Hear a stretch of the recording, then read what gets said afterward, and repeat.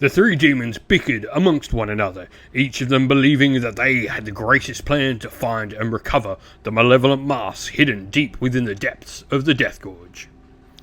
As they delved deeper and deeper towards their prize's location, upon finding the hidden vault where the masks should lay, they found it to be empty.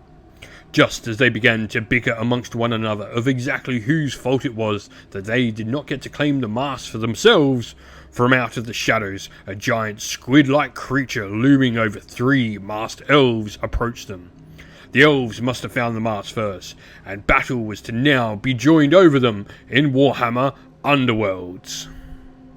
In today's game, we'll be playing a Rivals format game of Warhammer Underworlds. This is a really fun format of Warhammer Underworlds and great for beginners getting into the game.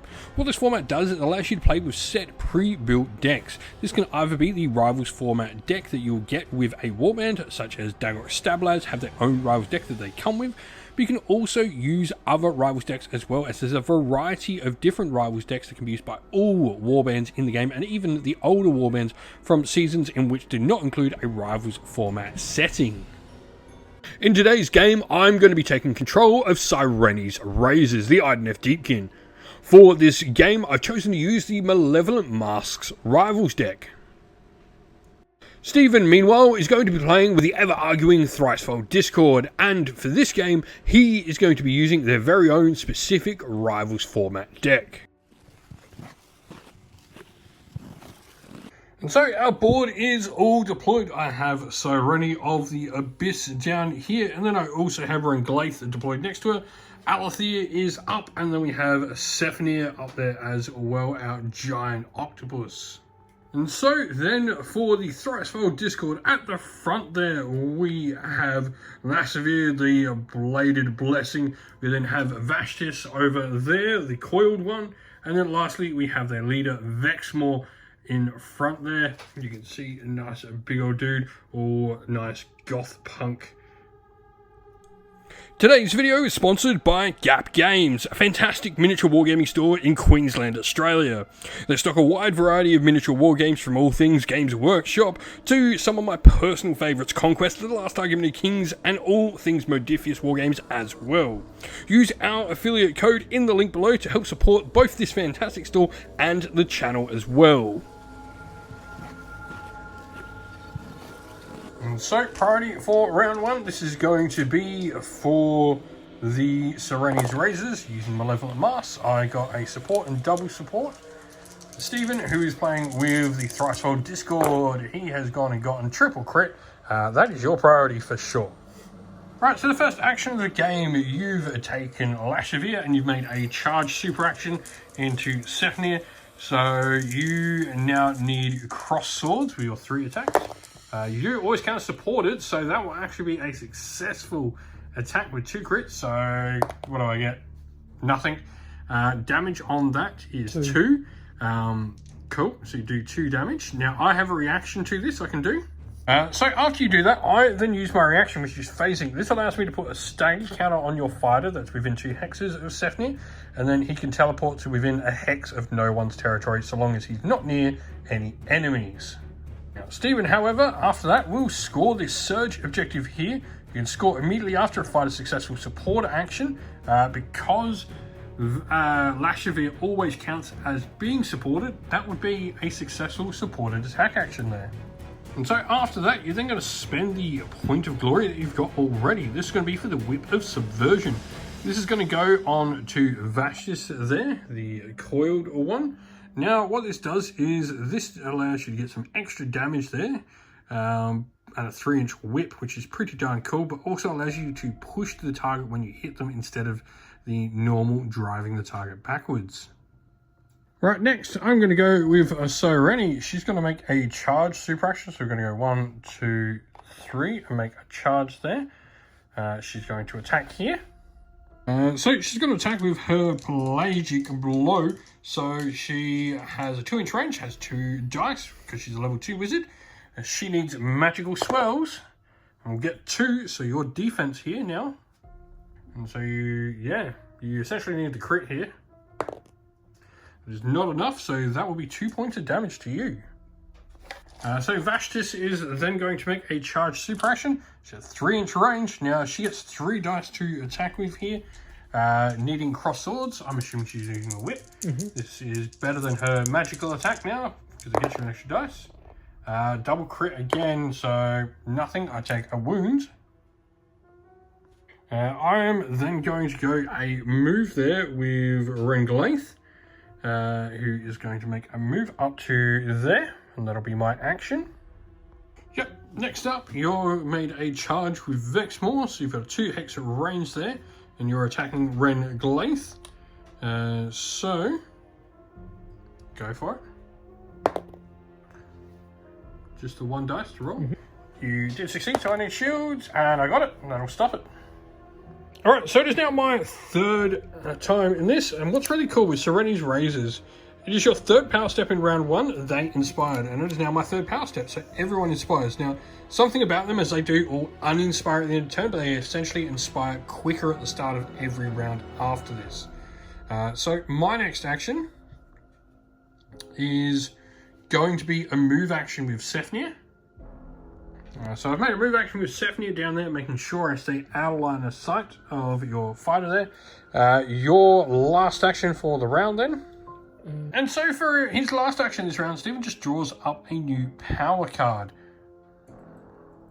And so after that, it's my last action for round 1. I'm going to make a charge super action here with Renglaith. Sorry, not Renglaith, with Alethir. So we're going to go 1, 2, 3, 4. And we're going to attack Vexmore. So I'm going with my piercing blade attack. I need hammers. I get 2 dice. I got a crit there. Vexmore will need a crit on defense then. Does not get it. So that will be 2 points damage with cleave. And Vexmore has a cool rule. He actually neg 1 damage when he doesn't have any successes. And as I stop that being a success there due to cleave, yeah, Vexmore will only take a point of damage rather than the 2 that Alethir would otherwise deal. And that is the end of the round and what our board looks like at the moment. So at the end of the round, Stephen has no more objectives to score, but I do have solid spread. I score this in the end phase if there are 1 or more enemy fighters in my territory, no one's territory, and enemy territory. So I'll get a point for that. Alrighty, so that glory that I just got from solid spread, I'm then going to immediately spend, and that's going to be for Envy's Shroud. This is a mask that gives me +1 wound. I can't have any other upgrades. I can't have anything besides masks on at all on this fighter. And that is going to go on Alethir there next to Vexmore. I have a feeling he might need it. So other end of turn cleanup stuff, I discarded all my power cards and drew a new hand. I also drew objectives back up after discarding one of them as well. Stephen has drawn back up to his full hands. So we'll go priority for the next turn. So priority for Cyreni's Razors, I got absolutely nothing. So literally anything. And you get a crit and a double support, so priority will go to you again. Alright, so your first action is a charge super action with Lashavir. So go for it, you need cross swords. You got a double crit and a hammer there that can't be stopped in any way by me, so nope. That'll do the damage. 2 damage. 2 damage, nice. My first action for the round will be Alethir making a charge down into Lashavir. I am now supported thanks to Cyreni there as well, so we'll roll. 2 hammers will be 2 successes. You do count as supported at all times. So go for it. It'll be a shield, but it won't be enough, so that'll be 2 damage. And take her out. It will also inspire one of your other fighters, but Vashtis is already inspired because of her failures before. So I will get a point for killing you, but I will also get one for Death's Visage. Funnily enough, this has got an IDF picture on it, and the correct Amadi on it too. So I get this when a friendly fighter with a mask upgrade takes an enemy fighter out of action. So in the power step, I am then going to play the Echo Guys.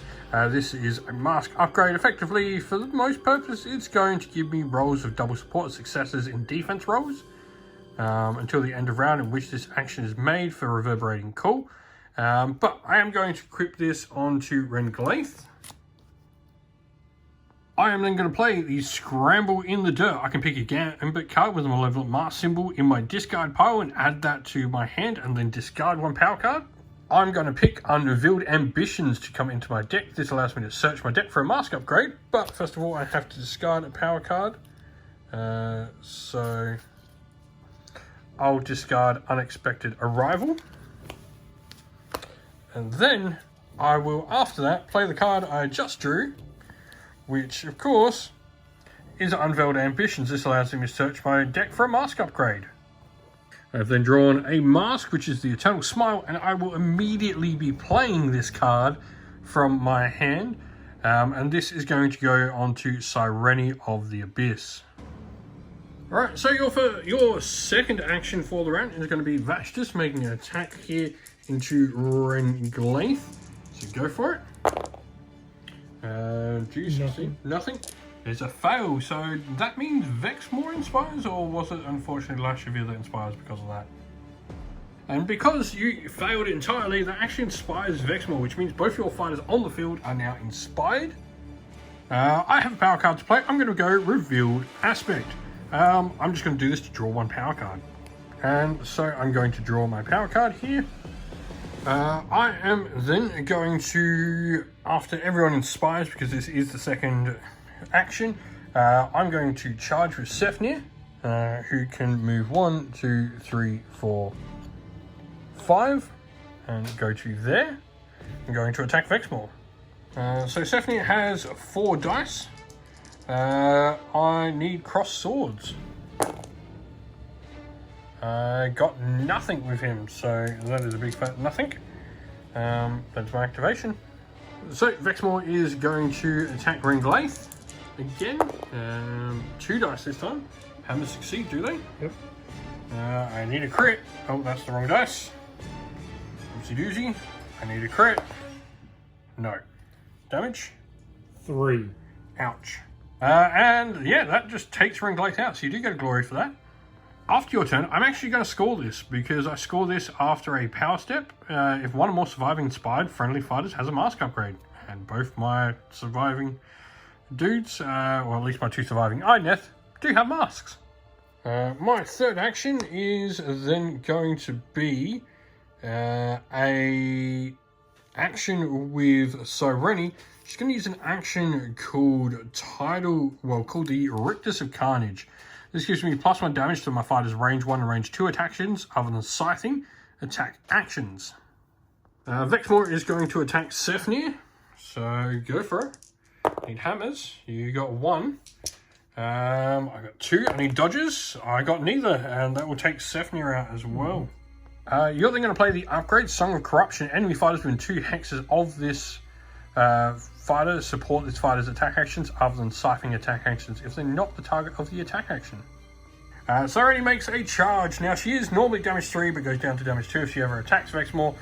We need Frazzle Lightning Bolts. We got a crit and a Lightning Bolt there. Vexmore on his defense will need to succeed with 2 crits or a crit and success to stop me. That is not that. He will take 2 points of damage from Cyreni. After that, I will score Feast of Violence, because I score this immediately after my 3rd successive range 1 or range 2 action made by a friendly fighter in the same phase. I've made 3 attack actions, all with range 1 or 2 this phase. Today's video is sponsored by Baron of Dice, high quality, specially made tabletop wargaming dice, suitable for a wide variety of wargames from Conquest: The Last Argument of Kings, Marvel Crisis Protocol, and Infinity as well, among many others. Baron of Dice have dice just about suitable for any occasion you have. Alrighty, so after drawing some new cards, we are ready for turn 3. Now, board is looking like this. So this is priority for Cyreni's Razors. I got a crit and 2 double supports. So what does Steven get? He got a crit and a support, which beats me. So you will have priority. So you've made a charge super action there with Vastus to begin on round 3 with. So go for your attack into Cyreni.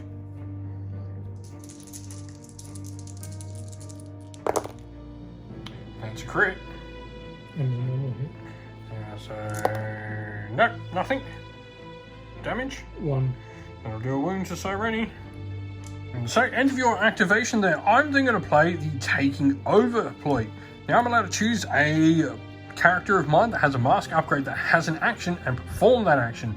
I'm going to choose Cyreni with her Eternal Smile and Rictus of Carnage to give her +1 damage on her attack. So Cyreni is now going to attack Vexmore.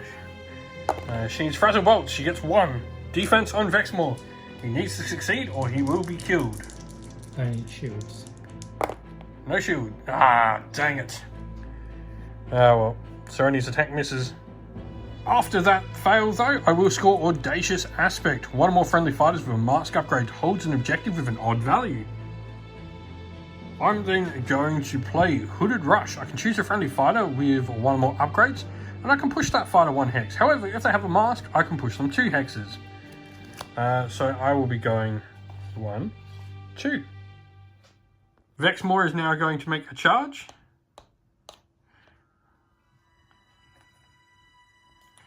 And he's going into Cyreni.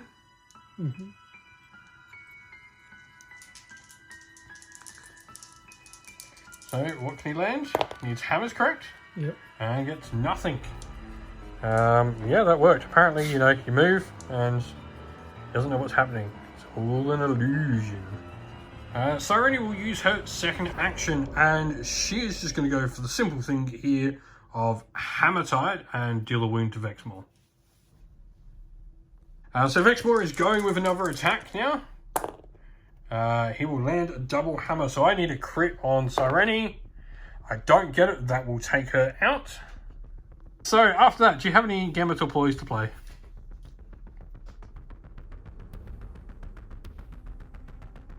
I am then going to play a card called Marspawn.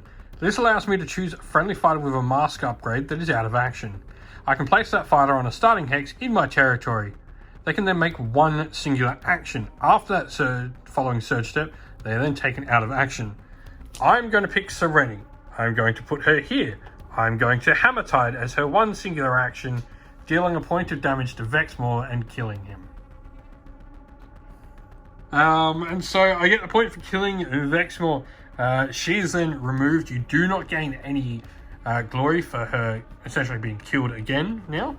And so just to make it harder for you now, the Echo Guy's mask, I am now going to do Reverberating Cool. This allows me to swap 2 terrain feature tokens around. And so swapped the 1 and 3 around, but more importantly, it now means that rolls of double support are successes in all my defense rolls there with Rengalaith now. So yeah. And so we are going to call it there. Stephen doesn't have any way he can bring those points back onto the table. So it will be a victory to the INF Deepkin, the Spirit of Cyreni clinching the victory.